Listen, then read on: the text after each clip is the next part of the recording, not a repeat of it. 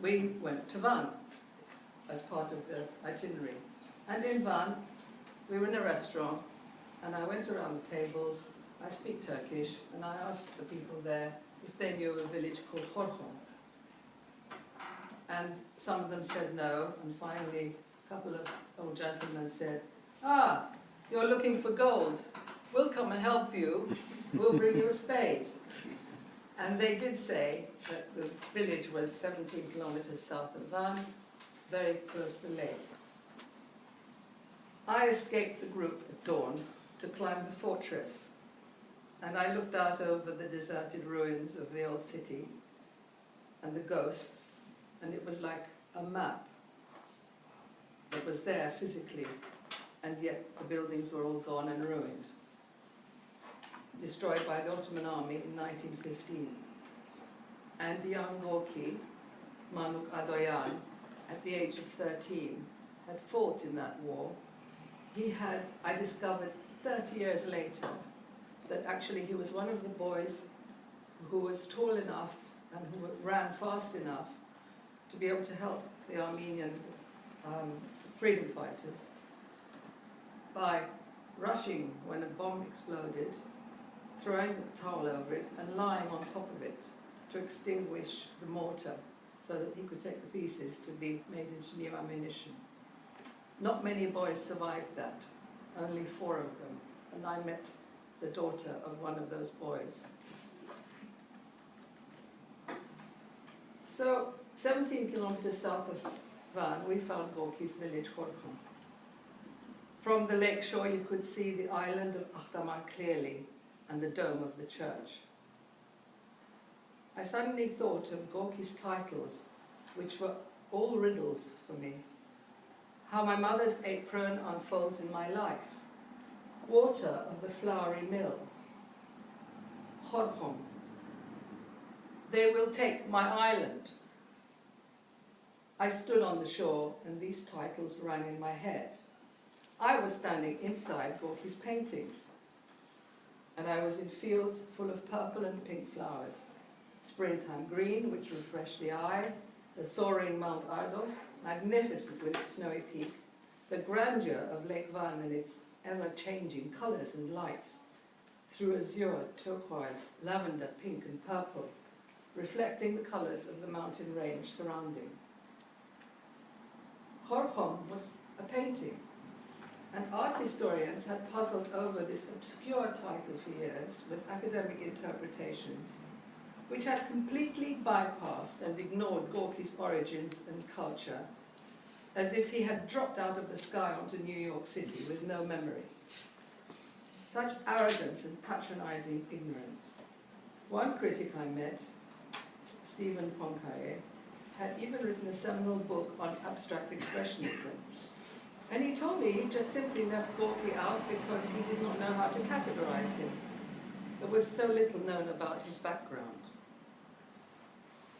I stood before Subnashan Church, that phenomenal painting in stone relief, the relief carvings, and all I could see was Madonna and the child, and as though superimposed on it, Gorky's great painting, the artist and his mother, and the portrait of Vartush.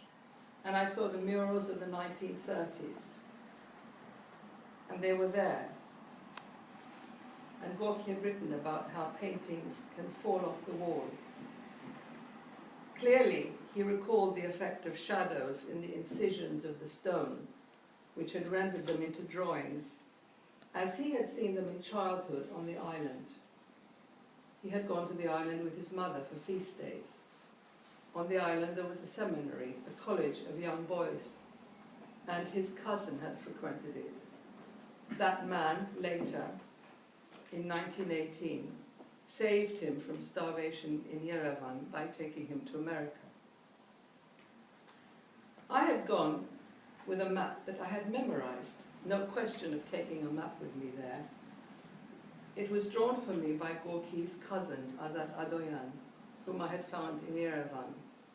He said to me, "Don't be silly, I can't tell you anything about the village, I can't remember anything anymore, but yes, Gorky lived Gorky and I lived in the same house. We played in the garden together. My father was shot by the Turks in front of my eyes. I don't remember anything. So I said to him, well, here's a piece of paper, and while we're talking, do you think you could just draw me a map? So he looked at me as though I was mad. And we went on talking, and the whole family was lined up listening to everything we said. And as we spoke, his pen moved, and he carried on, and I didn't look at it. And at the end, he showed me a map, and he said, how did that happen? Here's a map of the village. How did you know I could do that? I said, well, you told me you're an engineer, and you're Arshil Gorky's cousin, and he had the perfect visual memories. So I had that map memorized, and I thought if only I could spend a little bit of time in this village, I could find a house. But our guide was very cautious, and he didn't want any bad experiences, and this was one of the first tours that he had been taking, and he decided that we should leave. He said, you've got 15 minutes in Gorky's village. I nearly killed him. They took us to the bluff from which you could see the island of Ottoman. And there were animals around, and poor Kurdish children, and women dressed in colourful clothing. And I tried to walk into one or two of the houses to see what they looked like, and they were exactly as Gorky's sister, Vartush, had described to me. And she was the person who told me about Gorky's experience as a child soldier, about their childhood, and the terrible walk they took from Van to Echmiadzin in 1915. The survivors, at least, of those many towns and villages which were completely eradicated. Where are we now with the pictures? Okay, so Gorky... You have 2 minutes left. I have 2 minutes. Through those little Kurdish children, I began to see how Gorky had seen the landscape, how he had lived in this very simple place, and how he'd found that strength, that rugged strength, to be able to make art out of his memories, but without doing it consciously, as if his head was filled with images, as if his bullet belt was filled, and all he had to do was to express it through modern art, because he was a modern thinker. And the fragmentation of a lot of images which come through his paintings, the figuration, the colours, the rhythm, the smell is all there, and it's all from this lost paradise of Arshil Gorky. I'll stop there. Thank you very much.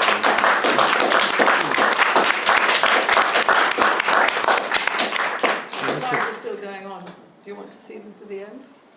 We have seen it already. Oh, you started from the okay, beginning. so it's a loop. Yes. Is the loop. Good, fine. Noritza, thank you so much for taking us back to the birthplace of Arshil Gorky, who, yes, you were absolutely right, he's always been represented as this enigmatic figure in art history, but this has shed considerable light in understanding the trauma of his childhood. But let's move to Virginie Goubelkian, who has studied the craft of storytelling in different ways, theoretically, researching and writing an MPhil thesis on storytelling amongst diaspora Armenians from the point, also from the point of view of collector, recording oral tradition on film, audio, and writing in Armenian. As translator, working on written translations on love epics, folk tales, and legends, and primarily in a practical way as a storyteller. So Verine's talk is entitled A Troubled Union, My Quest to Revive an Armenian-Turkish Siravet love epic.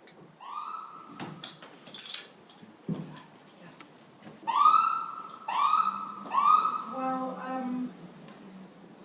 in 1992 and 1993, I went on one of many many trips to Armenia with my now husband, who's a British filmmaker, and we went just to record what we could find of the oral tradition, or especially the ashur, the minstrel tradition.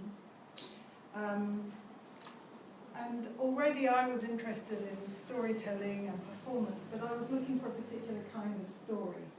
I wasn't sure what. So we found ourselves in many different places. We spoke to many interesting people. One day we found ourselves in a village outside Yerevan, and we were talking. We'd gone to see a great-grandfather called Bedros Bedrosyan, who was, he'd escaped from Mush when he was a boy, and his uncle had been an ashur, or knew many ashur minstrel songs. So we talked to him. We kind of there with his extended family in quite a rundown farmhouse, and he had beautiful great-grandchildren, huge family. But after we'd done some eating and drinking, which you need to do, and he finally said, "Okay, now I'm ready." And he stood up, and he looked rather vulnerable somehow. But then he began to sing a song from this Siraver, the love epic, and he came to life, really. It was clear that something of the memory of some tradition, sang through him. And I was really taken by this singing, and also he told me that the love epic, the Siraver, that it was taken from, was about a Persian prince, a Muslim, who falls in love with an Armenian priest's daughter. It's a tragic love story. And I thought that sounded like the story I was looking for. And I think the reason I felt that, even though I still didn't know what the story was because as we travelled around, and I'd been on previous trips and I went subsequently, we were having glimpses of a culture that was kind of cut up into pieces. There was the folklorists were looking for some pure Armenian origin, and yet what people remembered, fragments, were part of something that had grown sometimes in a different soil with different influences. And also because of my background, and I felt that something was fragmented. And anyway, because I had this idea of this story, I asked others about it, and I had lots of songs and snippets of this story. And then, many years later, I found that I was at a storytelling festival with a Turkish ashik called Ashik Sheref Tasliova, 70-year-old man, very dignified, very tall, with his whole fez and his military outfit. And we sat with an interpreter talking about this epic, well, about the tradition in general, how an ashur becomes an ashur or an ashik when he has a dream of someone handing him a cup. Sometimes it's his mentor. We talked about many different things. And we talked for quite a long time with this interpreter. We were quite careful with each other because I didn't know what his background was. And something was strange, which was that I felt very warm and comfortable and familiar with the sound of his voice. And I realized that it's because the music of it reminded me of my great-grandmother, who I'd known since until I was 16 years old. So she'd come eventually to England.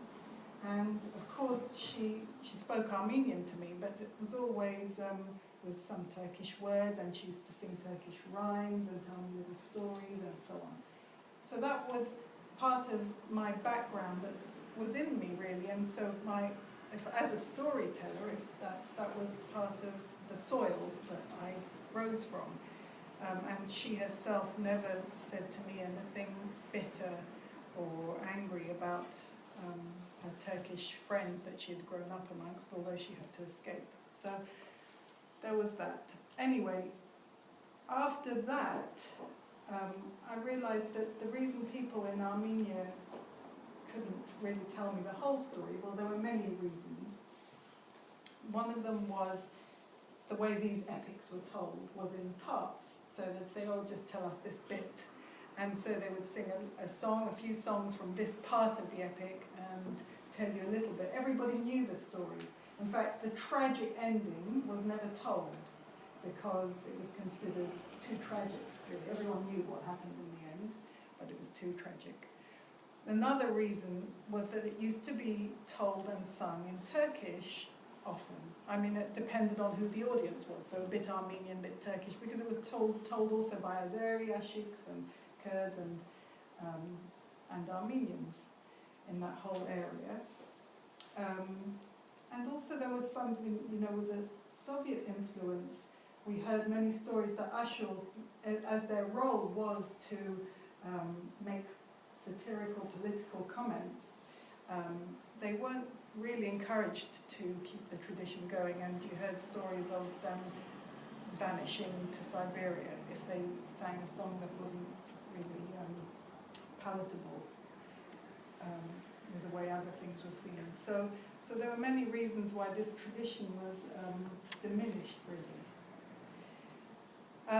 Then one day on another trip to Armenia, I found a book if you know that second-hand bookshop by the Madinataran, which everybody's been to, in there.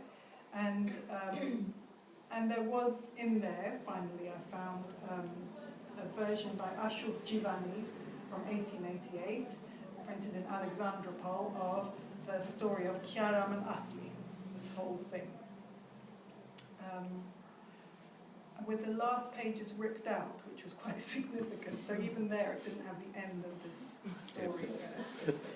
But meanwhile, this Ashik Sheref Tasliova, the Turkish Ashik, was able to tell me the whole story, right to the bitter end. And some years later, we came again to this storytelling festival, and we performed parts of this Ashik, this epic, on the same stage. He with his saz, and I just sang some of the songs and I told some of it. And we had with us another interpreter, a Turkish historian called Dr. Evrim Dimbaş, who's also interested in music. And because I spent time with this really very well-informed and generous person, Evrim, he spoke to me, he could inform me as a historian of a lot of the information, the facts and figures about the genocide that I hadn't known before. And to hear that from a Turkish person of my age was very significant for me.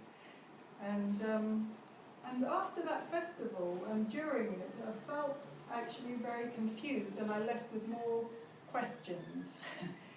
One was, I felt suddenly a renewed sadness and anger about what had happened. I also felt a relief for having done that performance with that Ashik, and it was finished. And now I felt I don't have to do that again, and I can move on.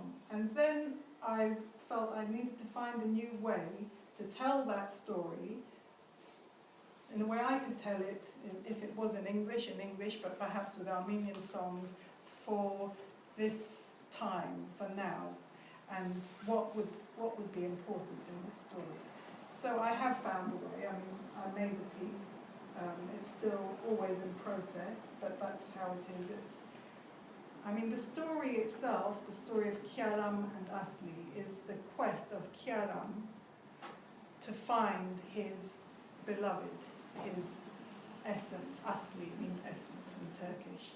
And really, I think this has been the journey, my journey through this relationship with that Siraveb and with the tradition. And I suppose the questions, I'm so glad of this opportunity really to share, to hear really what Ani and Maritza brought and the others, just to share that experience, and actually that there's no clear-cut answers or clear resolution or integration, but it's a process. And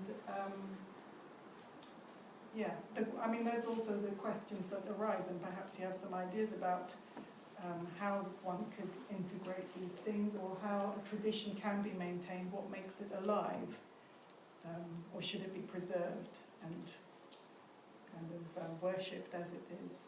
So. Thank you very much.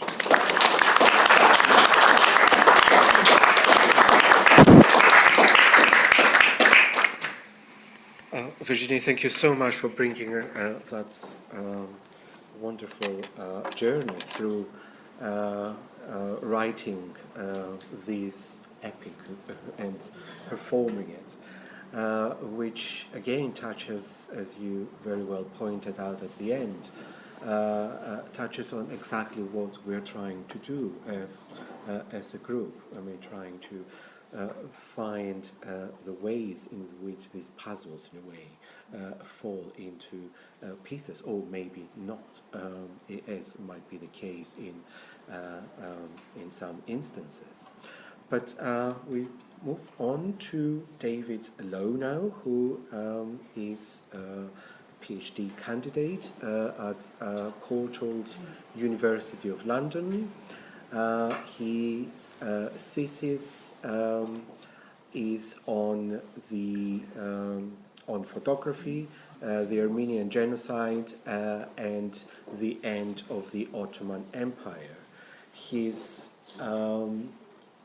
talk today is titled "Framing Genocide, Photography and the Revisualization of the Ottoman Empire from 1890 to 1923. David. Thank you very much. Thank you for the introduction. Thank you, everyone. It's very nice to be part of this event today. The talk I'm going to give is in fact slightly different. What I'll be speaking of today is the idea of photography and the particular importance of photography, the social importance that photography had for Armenian communities. So we start with a family photograph made in Constantinople, Istanbul. So this is our launching point. We start with a couple of ideas about how a lot has been written about Ottoman Armenian photographers and the importance of Armenian photographers in photography in the Ottoman Empire at a time during which a lot of the industry was in the hands of Christians. And yet, the histories tend to be written about the fashionable and the famous, the renowned studios in the capital. I'm more interested in what was happening in the Armenian provinces and the role that photography played there. And also the idea, we'll be looking at a few photographs, but the idea of the family photograph, we'll be looking at some different ones, but the family will keep recurring. And the family photograph is often written about as it's one of the great staples of photography. It's something we've all done, something we're all involved with. And the family photograph in particular is written of as being a symbol of togetherness and an instrument of family togetherness. And in many ways that is true for the Armenians. It is certainly an instrument of togetherness, but at the same time, right from the start, photography for Armenians is related to separation and related to absence. The photographic studios in the Armenian provinces actually rise up in the 1880s and 1890s. And a great factor in this emergence is actually the fact of migration. As Armenians become more and more spread out across the world, photography becomes more and more important. So this is one of the points I want to make, that when photographs are first made, especially the photographs I want to talk about today, when photographs are first made, they are not made as memory objects. They might later act as memory objects, but their original intention is most often not to cement memory, but to speak to different, distant places and to communicate with distant people. So at this time, migration in the late 19th century becomes particularly important. Migration had, of course, been a fact of life for Armenians for generations, but particularly at this moment, migration takes place further and further afield, particularly to Europe and particularly to the States. So Armenian communities are more and more spread out across the world, and photography plays a very particular role. So they're an important means by which families can stay in touch and stay together. And often departure is pictured itself. There is a picture made of the family before departure, or there is a picture made after departure. So this looks like a nice complete family photo, and yet we have a central gap in the middle. This photograph is actually made of the family after the departure of the aunt and uncle for America. The aunt and the uncle are missing from this picture, and there is a gap, there is a space left in the picture for them. Not purposely as a gap. This is in fact a work in progress, because later the pictures from America will actually be dropped into the image. The fractured family will be reunited in the photograph. If we have the next slide, I don't have what happened next, but we have an example of the sort of things that used to take place, which you probably can't quite see how this is a composite picture, which has basically been sewn together. This is not a family photograph, this is a group photograph of school teachers in Barn, but this is, this sort of picture was regularly made. Photography is not so much about what sits in front of the camera at any given moment. It's a far more creative process, which involves bringing in disparate elements from different places. So people are reunited in the picture, and if we can have the next slide as well. But actually the picturing of separate, of the fractured family in separate pictures is very important as well, because the exchange of individual portraits was also commonplace, and part of this maintenance of links. So I use this very famous example of the Gorky family photograph, but it is of course a photograph of him and his mother, and it is designed to be sent to the father after he migrated to the States. The father sent one over. You can almost imagine these things crossing somewhere in the world. So for the migrant to send back a picture was a way in which he could still be a part of the communities he's left behind. And importantly, for those that have been left behind, photography is a picture is a forget-me-not. It's something to send to the one who is left, to say, do not forget us. It is to make sure that the migrant's eyes, the migrant that might have left, but the eyes remain turned towards the homeland, and the people who are at home are not forgotten. And this is particularly interesting. So we have these, as I say, family photographs are one of the great staples of photography. Yet, in Armenian photography, we have hundreds and hundreds and thousands of pictures of fractured families, particularly women on their own or women with children. We have lots of pictures of family photographs which are devoid of grown men. This is due to migration and then massacre as well. So photography plays a very particular social role. And despite not being made originally as memory objects, that is exactly what they then later become. As temporary separation owing to migration becomes the permanent separation that is brought about by massacre and then genocide, photographs take on a new existence. If we have the next slide.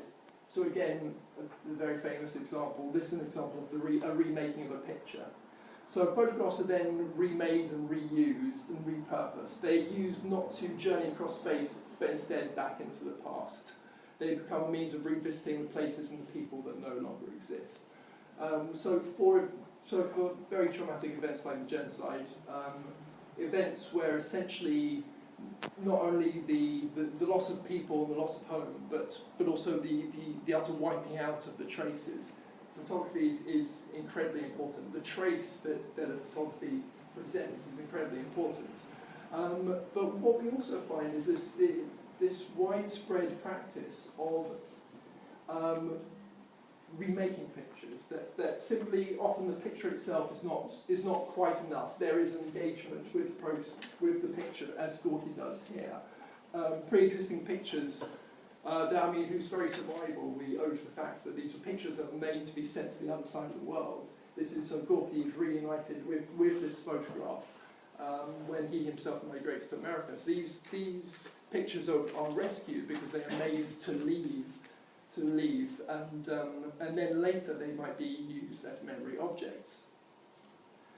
So there's a widespread tendency for people to actively engage with photographs, to intervene in them in some manner. They seem to be objects that don't easily give up the past, despite what we think about them. The way in which people engage with pictures seems to suggest that that photos don't give up the past. It's something they have to engage with.